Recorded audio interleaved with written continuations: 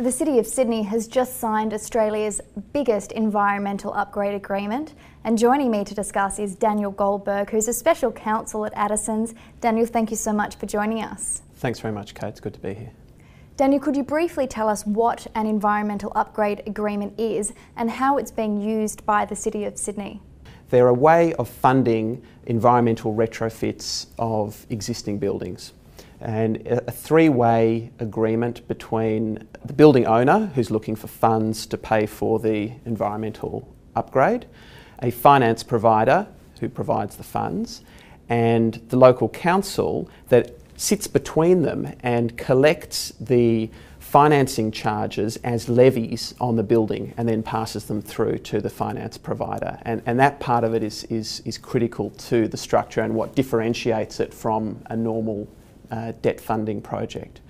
The Central Park project, as we've seen it come through just in the last couple of months, this is EUAs have been available for the last couple of years, and New South Wales has been a bit slow on the uptake, I guess, but we've really jumped in at the deep end with this one.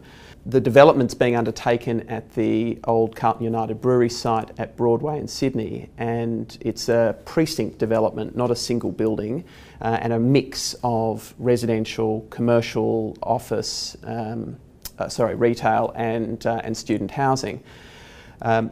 The environmental works being undertaken and the upgrade agreement that go with them are very significant. It's the upgrade works are $26.5 million worth of trigeneration plant that's been put in there, and that is a system that provides both power as well as heating and cooling for the whole project.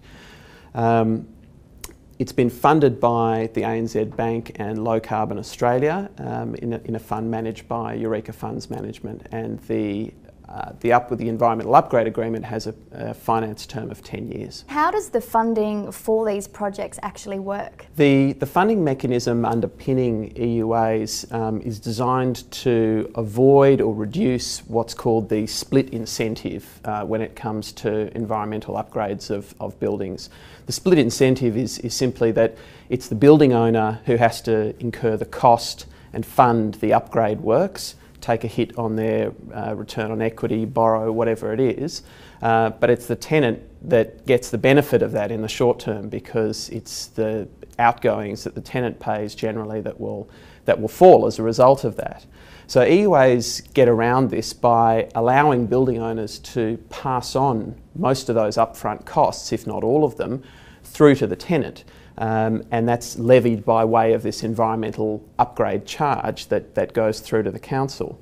But the beauty of it is that the tenant is no worse off financially, because the amount that they have to pay in environmental upgrade charges can't exceed the amount of savings that they make on their outgoings from the environmental upgrade.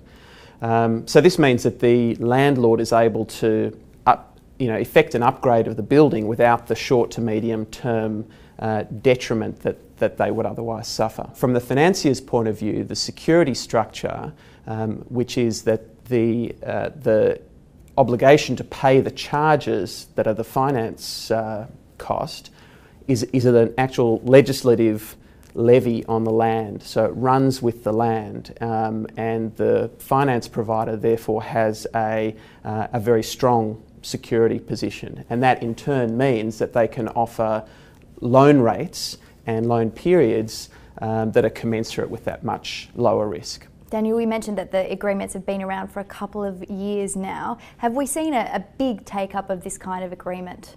Well, Central Park, the big one that we're talking about, is only the second one in New South Wales. New South Wales, as I said earlier, has been a little bit slower to adopt this structure than Victoria.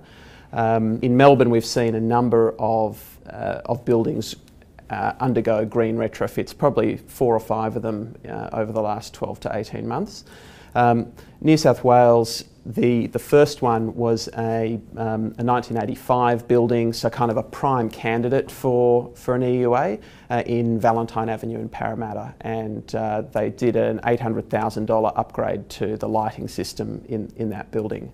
But I think people involved with environmental upgrade agreements and those promoting them really hope that this Central Park development opens the floodgates in a way, because it shows what's possible with an EUA. And Daniel, just finally, is there a long-term benefit in using an environmental upgrade agreement? Kate, there are long-term benefits to both the building owners, to the tenants from a financial perspective, and also, of course, from an environmental perspective. So as we've discussed, from a building owner's point of view, the EUA allows the funding of the upfront costs without the impact on the building owner's financial position, can pass through those costs to the tenant, and generally, as I say, get better loan rates than you could otherwise get from a bank. From a tenant's point of view, it's cost neutral in the short term because they don't pay any more than they're saving. In the longer term, they get the benefit of the reduced energy bills. The Parramatta building, for example, the lighting bills are thought to drop by something in the order of 60 to 70% from what they were before the upgrade. And of course, from a tenant's point of view, a greener workplace is increasingly important to attracting and retaining staff.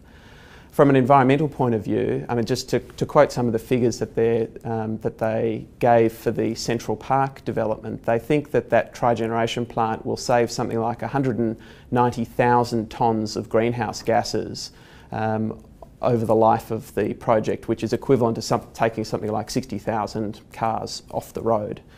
So really, everyone wins, and it's something that I think we'll see a lot more of in the future.